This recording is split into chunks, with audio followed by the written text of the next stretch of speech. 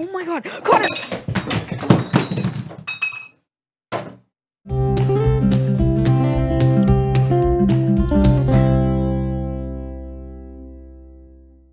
This episode is brought to you by HelloFresh. I've never had a bad meal from HelloFresh. I even loved their vegan spicy coconut curry soup, and I don't normally like a lot of vegan meals. HelloFresh delivers straight to my door, and most of their packaging is recyclable. You guys can make your summer enjoyable and delicious by signing up for HelloFresh at hellofresh.com/wildest10fm to get 10 free meals with a free item for life. That's hellofresh.com/wildest10fm for 10 free meals and a free item in every box. hellofresh.com/wildest10fm. One per box with every subscription. Free meals are applied as a discount on the first box. New subscribers only. Varies by plan.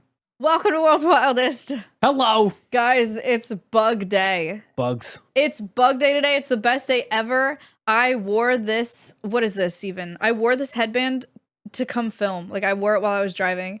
And a lady stopped at a red light and she rolled her window down. And I thought she was going to get mad at me. I thought it was like a road rage thing. She rolled her window down and she was like, "Can I cut in front of you?" And I was like, "Absolutely." And she was like, "That's awesome. You're so cute." And I was like, "I love bugs." This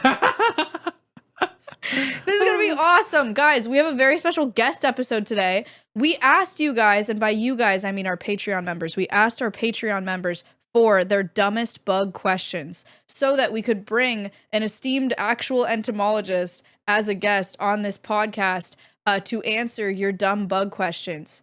That's the plan for the whole day. It's going to be awesome. Connor, are you excited? I am 90% excited, and once we get into it, I'm going to be 10% that will get me to 100% excited, because I have like one dumb bug question I want to ask Evan that we haven't vetted for. It's an easy one, don't worry. Oh, okay. So I'm excited to learn, and they're not that dumb. The questions? Yeah, the questions aren't. Yeah, they're fine questions. Thank you to our Patreon members for asking these questions, and thank you to our Patreon members for subscribing. If you haven't already checked us out over there, we do bonus content, so check us out. But we're gonna get right to it. We have our guest waiting with us, guys. This is Evan, otherwise known as Entomology, who is an entomologist. He's the collections manager at the Florida State Collection of Arthropods. Yeah. Welcome, Evan. Hi guys. Welcome How you to World's doing? Wildest. I'm excited. Thanks for having me. Oh, I can't hear him now. What? Hello? I can still hear you. This is my worst nightmare. How am I going to learn about bugs? Oh, I unplugged the headset. Wait, say something again, Evan. I'm still here. Oh my gosh, saved. Guys, everything's going to be okay. Huge. Oh my god, we're going to have to end the podcast. Okay, I can hear Evan. Are you excited to be here, Evan? Oh, very much so. Love this. Can I ask him my dumb question real quick? You want to just... Okay, yeah. Get into it. So you got people that look at birds are called birders. People that look at bugs, are they called buggers? No. No.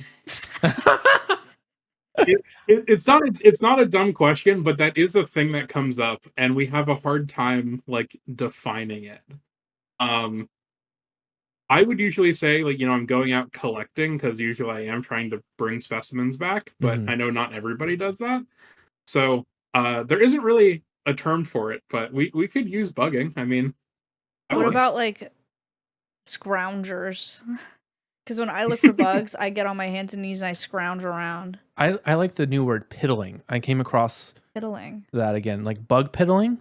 Like you're a piddler for bugs. Entomologist, fact check. Ever heard that? We can No. make it a thing, though. That's what I'm saying. Oh, You're a bug piddler. You're just piddling around looking for bugs. I think it's adorable. okay. We could make that a thing. Evan and I met at a bug conference or an invertebrate conference in Tucson.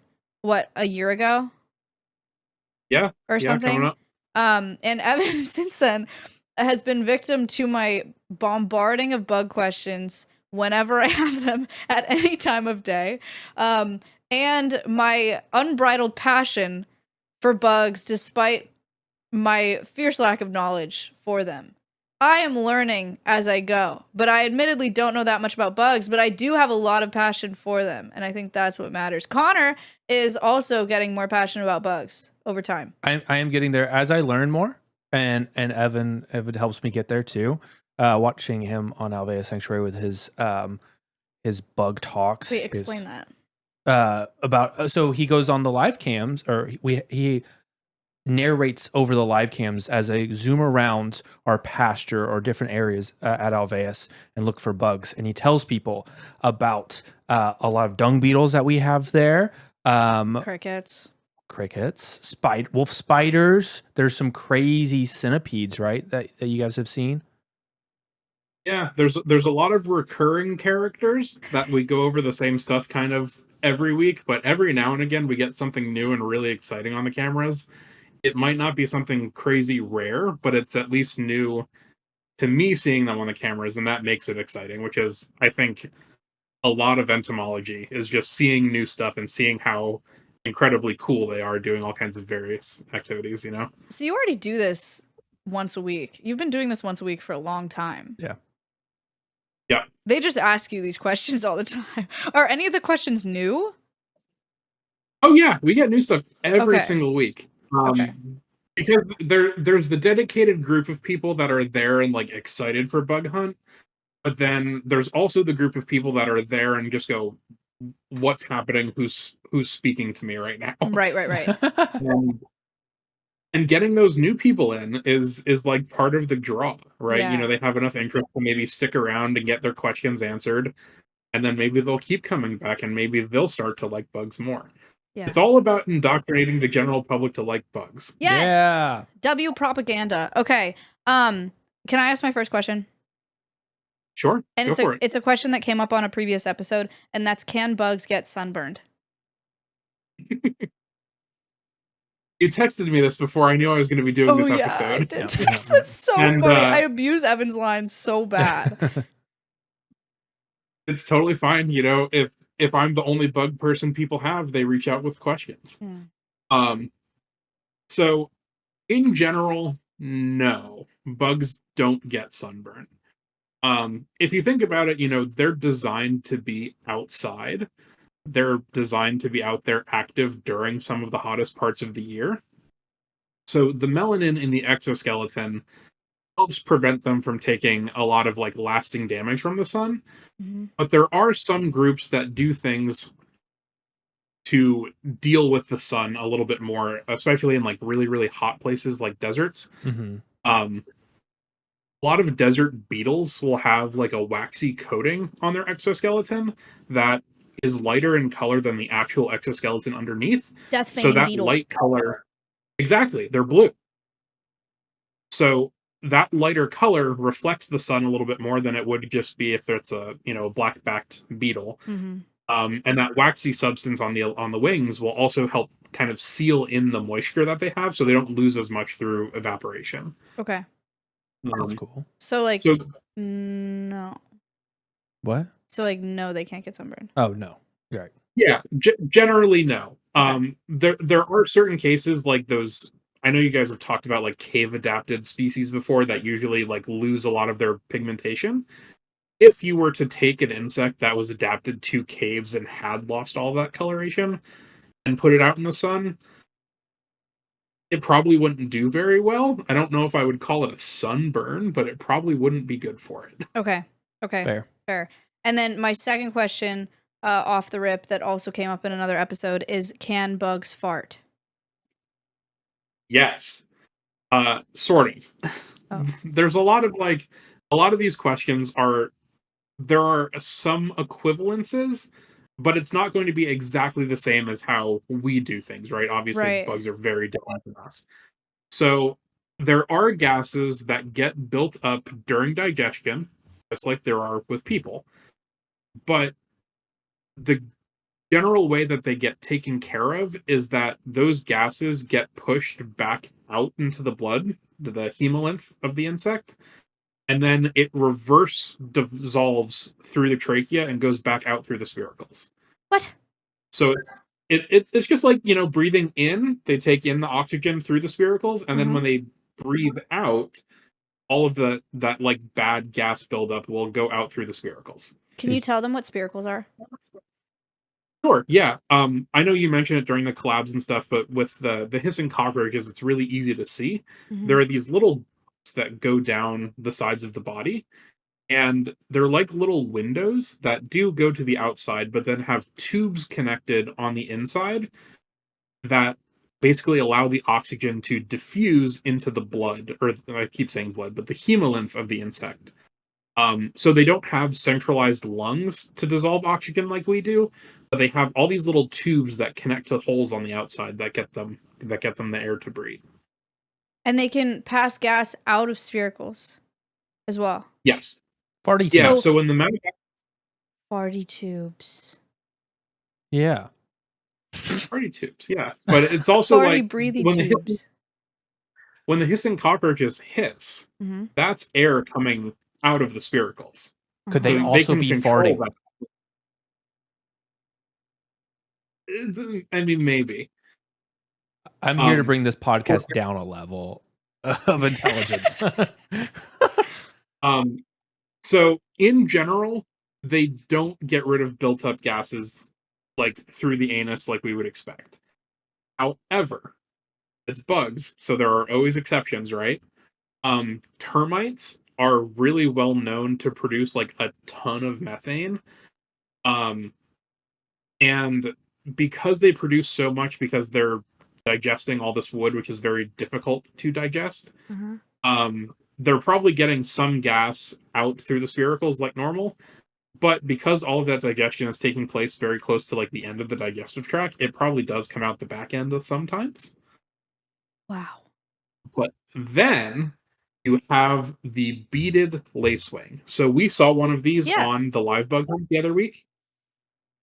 There's a species called Lomamia latipennis that is known for its essentially its deadly farts.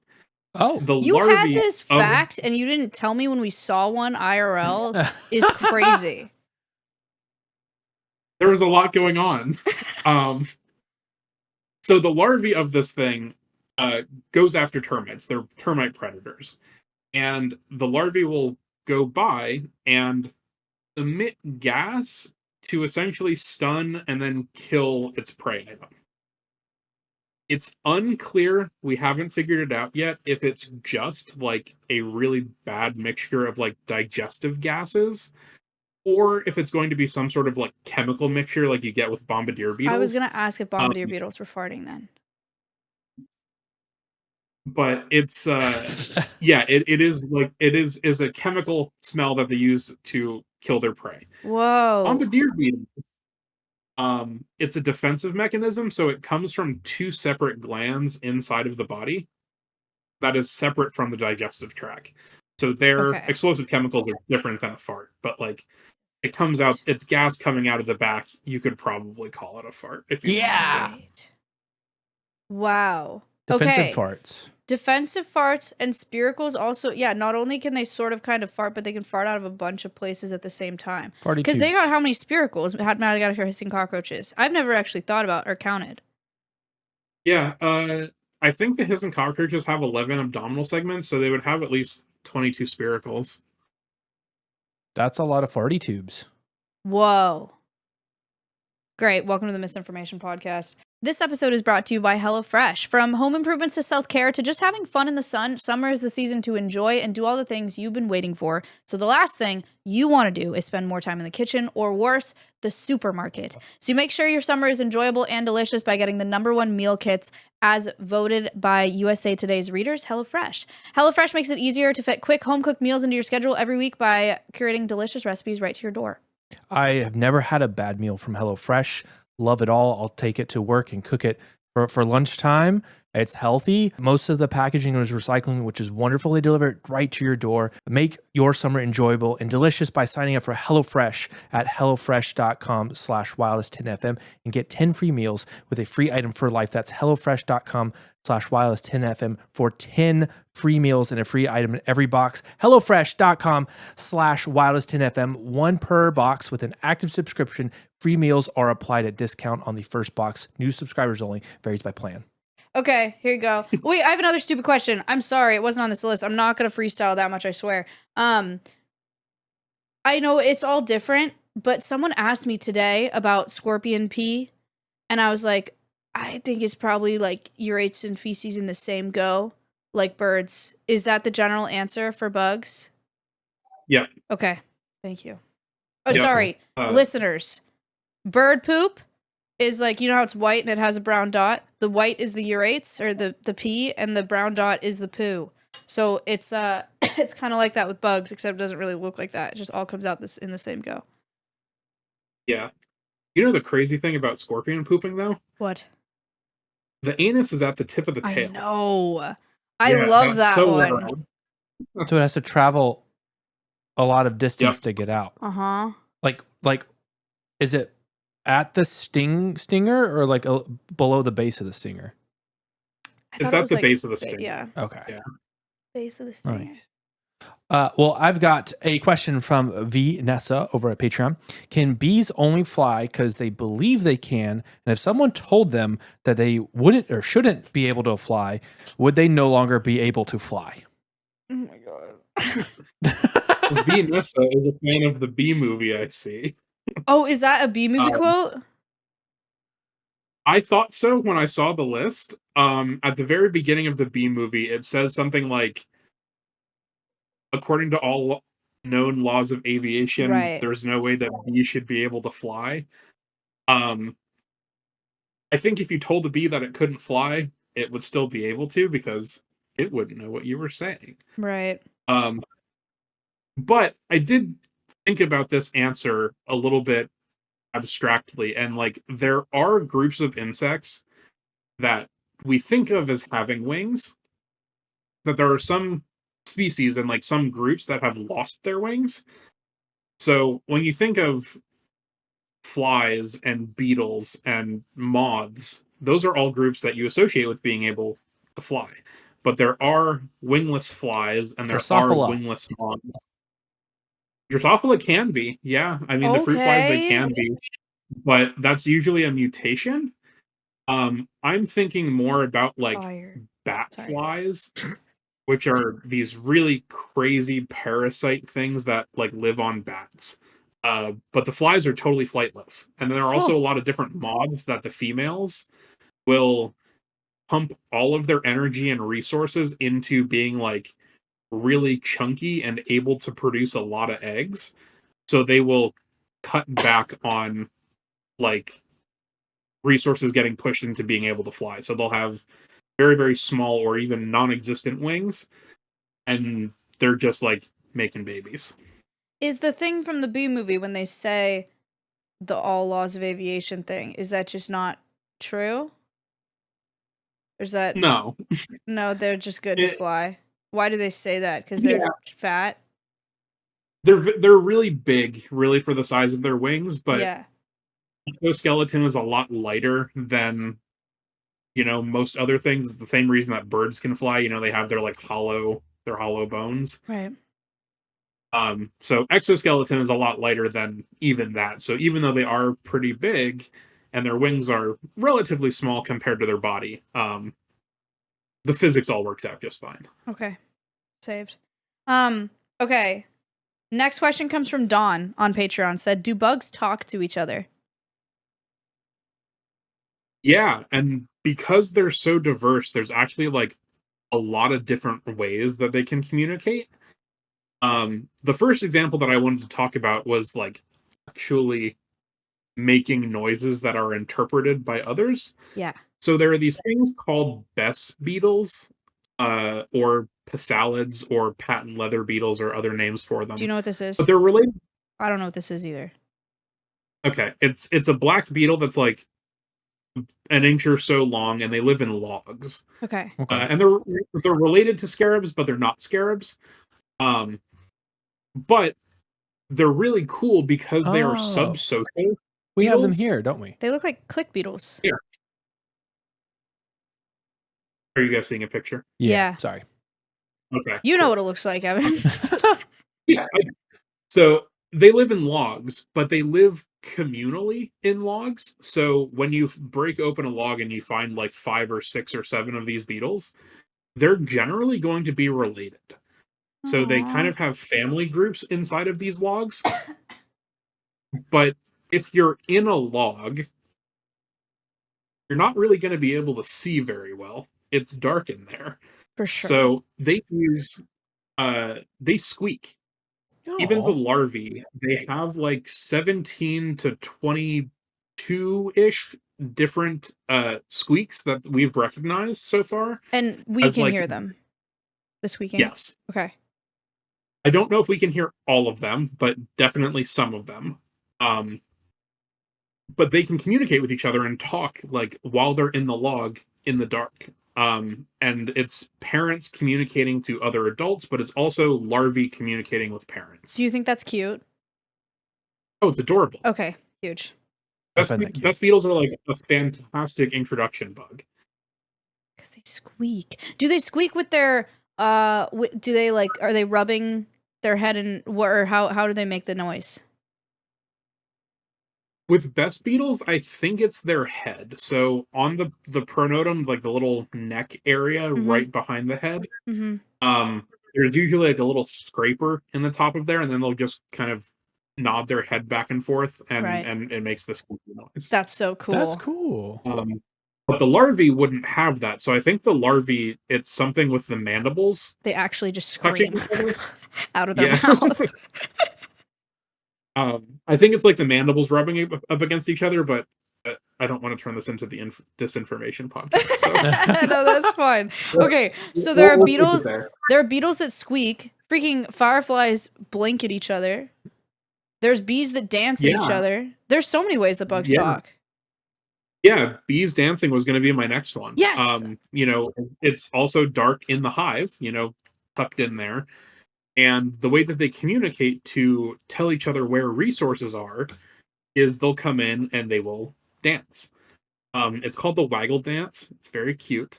But different moves that they're doing tell the other bees like, oh, I found food, fly out 100 meters, take a right, and then there's food. Can everybody pause? Can we have a moment of silence for how insane that is? Did you guys just digest what Evan just said? Bees will go out, find a flower, come back to their hive, dance, and the series of moves is a set of directions to the food. I want to know what their unit of measurement is to them. I don't think we'll ever be able to figure that out, but I'm just curious. How many dances to the left equals, so many feet. That would be cool. Yeah. That would be really cool. I think it's a lot to do with orientation from the hive is what my understanding of it is. Distance, I have no idea how they calculate that. But before we get too ahead of the other questions, they also do use visual markers. So they can use landmark navigation as well. Yeah, I read they did a study where they kind of messed with them, which was kind of sad, but they moved the landmarker when the bees came back, and they were using the landmarker, so then they got lost. I wonder if they understand basic math. Because you would do I don't know, maybe they count wing beats. Evan's get my face off this podcast. No. Connor is leading into something that I wanted to talk about. Oh, wait, okay. They understand. They might be able to understand math. Are you about to blow my freaking mind? I don't know about bees, but ants can count. Oh my god, Connor! We're good. Keep going. So there was. You blew my mind. There's a very famous study that they did with ants in the desert. That in the desert there are no landmarks, right? It's just sand. And so they were trying to figure out how these ants were able to get to and from food sources or whatever.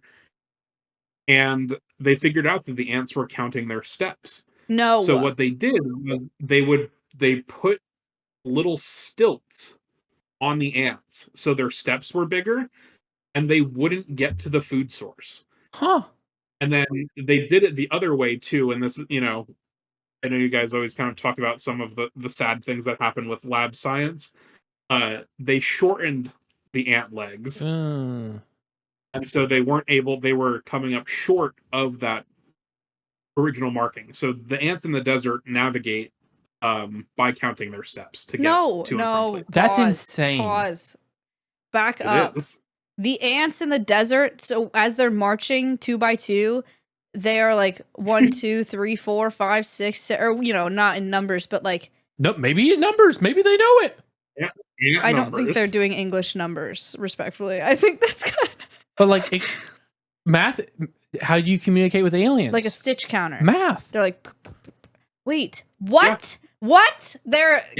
So they're counting as they're how far? Like what distance we talking? How many steps?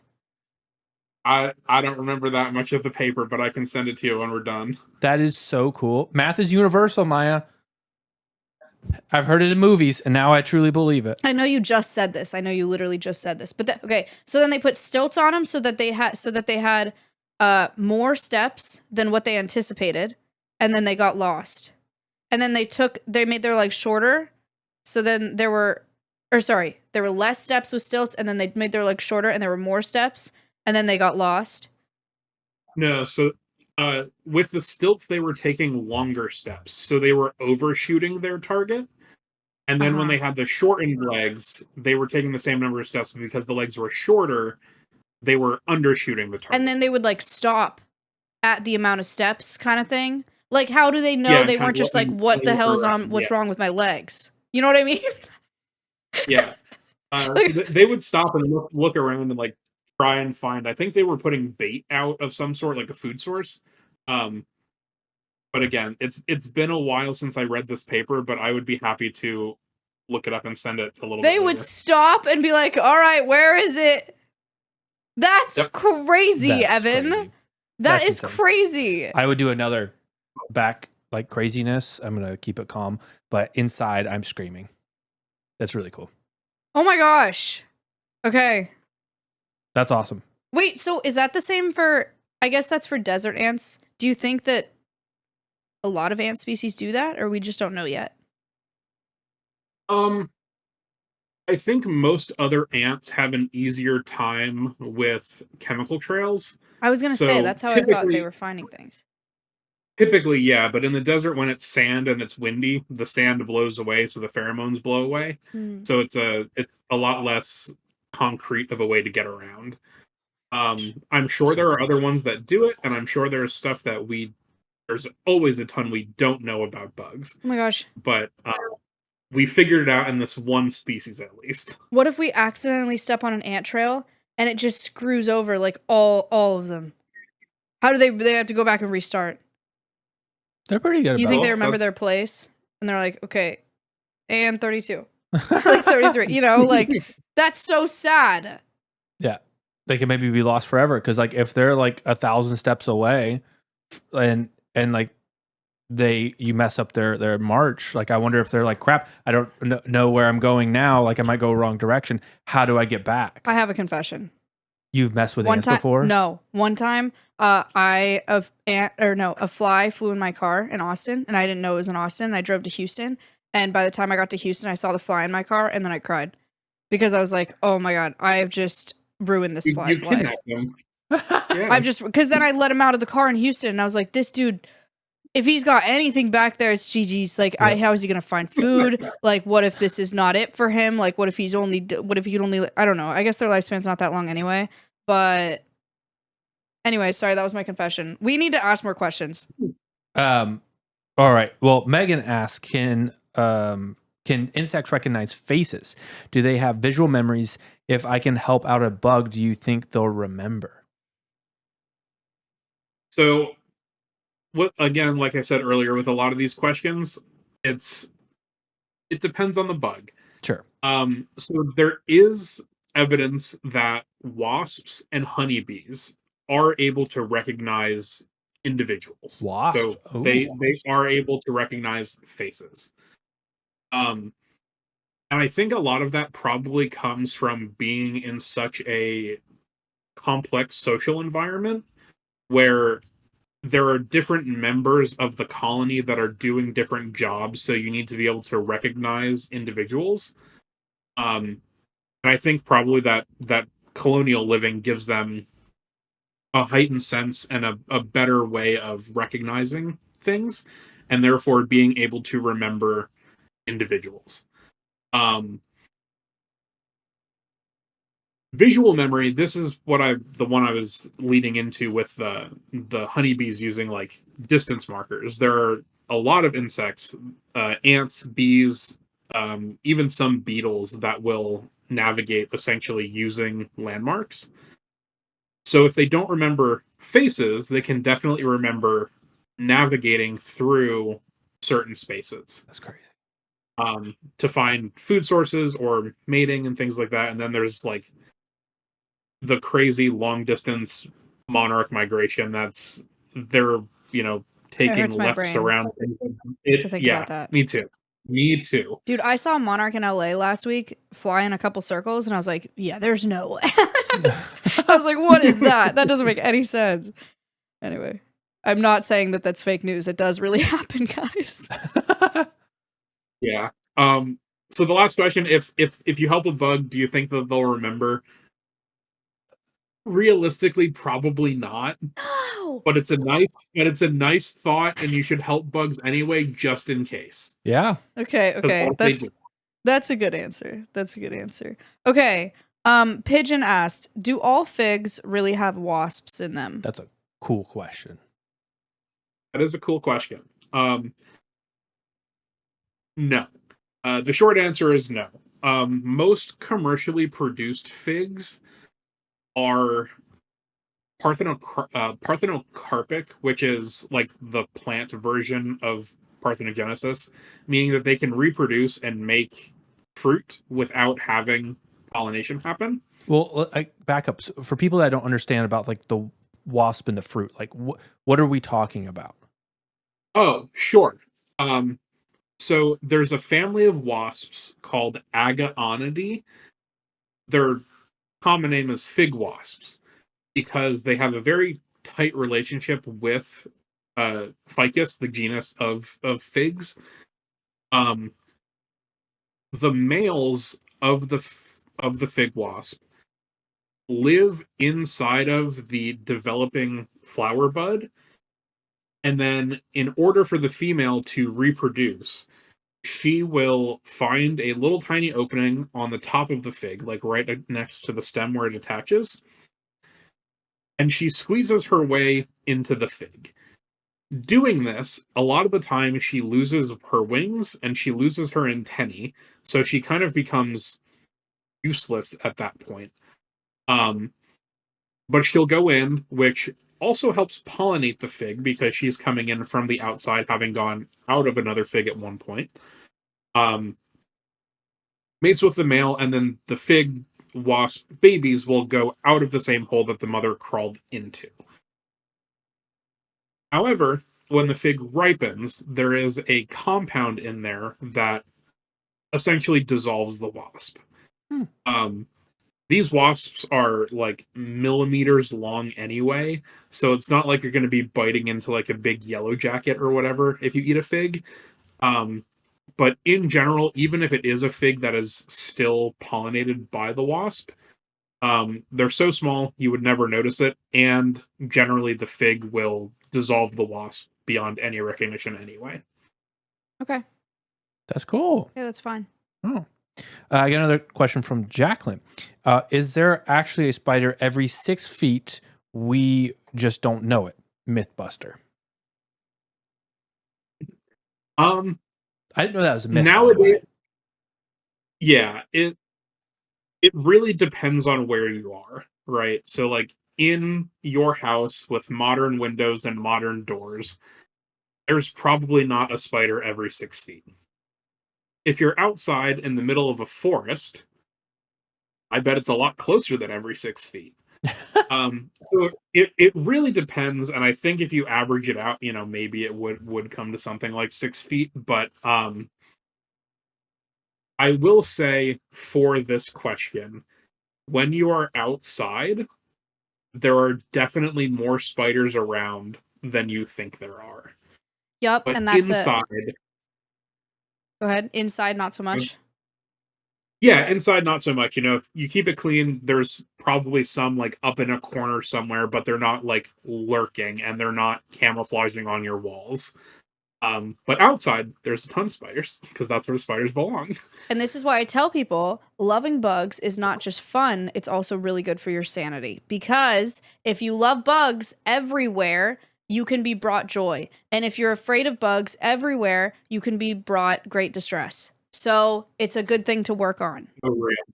So real. So real. I like it. Okay, J Bubble has a good question that I am very curious about, which is kind of similar to what I asked earlier.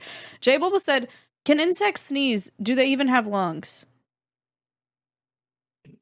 No on the lungs. So we've already talked about it a little bit. They have that spiracle system. So again, they have tubes that go from the spiracles on the outside down into the body. And then off of those kind of thick main stems, they have even smaller tubes called tracheoles. And it gets even smaller and even smaller. And they kind of disperse throughout the insect's body to allow oxygen to diffuse through those very, very thin tubes. And that's how they get oxygen into their hemolymph, which is the insect version of blood. They don't have lungs because of that. They just have that central system. The reason we have lungs is because we have a closed circulatory system. So all of our blood has to go, gets oxygen from the lungs and then goes throughout the rest of our body. Their whole body is basically a lung because they have an open circulatory system. There's nothing like containing the hemolymph inside of there. It's all just kind of floating. I love learning. It's so fun. Okay, no sneezing. No sneezing, no lungs. No sneezing, Don't say no bless lungs. you to a bug. You'll look like an idiot. Ooh. Good. Okay. Good save. Andrew asked a question. Do any insects have sex for fun? Hell, do any insects have fun? Even have fun? I think just being a bug is fun. I think being a bug would be terrifying. It probably would be, but I would get to fly around with it. So I had to think a lot about this one, and I couldn't think of an example where insects would mate for fun. But I think they can have fun, which is exciting and like a major win for bugs. You guys just got the new tarantulas now. Something that a lot of tarantula keepers will do is they put a ping pong ball into the tank with the spider, and the spiders move it around a lot. It's another form of enrichment of just introducing an unfamiliar object into the environment for them to kind of figure out what it is. I don't think they're rolling it around like playing ball because it's fun, but it is something to stimulate them, and like that is inherently fun, is like keeping their brain active and activating those receptors of like, oh, this is a novel experience. But bees can also play soccer. Huh? So they might think this is fun. So this kind of goes back to like understanding bug cognition, and like they probably know a lot more than we think they do, like ants counting, for instance. But there was a guy who trained bumblebees to play soccer. How? It's the same thing as like training a dog. You give a little reward after they do a certain behavior. And it started off with rolling a ball, just rolling a ball in general, and then he would put down like liquid sugar water, and the bees would go nuts for it. So that they knew environment? How do we replicate this exactly? If we wanted to do exactly this, step by step. Yeah, I can find it, and I can find and send you the paper. I'm sure it's in the method section, but it was in a clear box, so there weren't outside factors, and it was just originally like a little circle that had a ball on one end and like a little target sort of thing at the other, and the bee would push it into the little circle, and then it would get a food reward. And then they made it so they would directionally push the ball, and then they made, it's really cute actually, but they did make a very tiny little soccer field with goals. and they would put the ball in the middle, and then the bees would move the ball around, and then they would only get the food reward when the ball went into the net or into the goal on the other side. So then they would get the food reward. So then these bumblebees knew how to play soccer because they were getting food rewards. That's insane. They have like the focus and memory for that? Yeah. What? Space has a video up right now. I can see it. But yeah, there's a cute little soccer stadium here at the very that's end. cool. Oh my gosh. Huh. Go. Wait. Go. Wait, what? That's so cool. That's fun. That is, you think this could be replicated with other bugs? Yeah, probably. Again, I think social insects like the bees and the wasps inherently have Go. Sorry. the little sugar water came in after Yeah. that. So I think bees and wasps inherently do have kind of like a higher level of this than most other insects. Just because they've like figured out societies and like division of labor, so like having different jobs and stuff like that. So I bet it would work if you tried it with honeybees or other species of bumblebee. I don't know if you could like, this would be my dream, would be to have like a bunch of the rolling dung beetles and like trying to roll the my gosh. So good. But I don't know if they're on that level, because I don't know what the reward would be at that point to like train them to do that. Okay. But they already have it if they're moving it. Yeah. So yeah, even with like, there- I was thinking with like tarantulas or carnivorous bugs, it's like they don't eat often enough to train like that. Yeah. It's like reptiles really hard to train for that reason too.